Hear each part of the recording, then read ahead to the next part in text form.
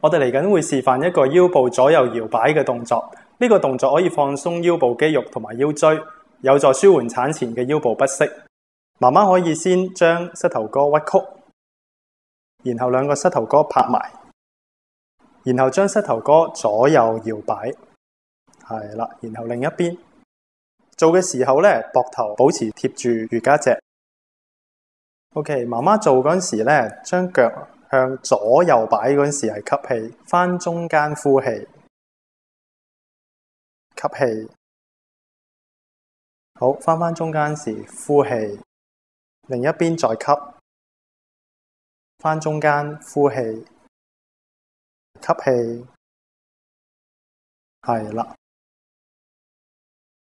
呢個動作可以做20次。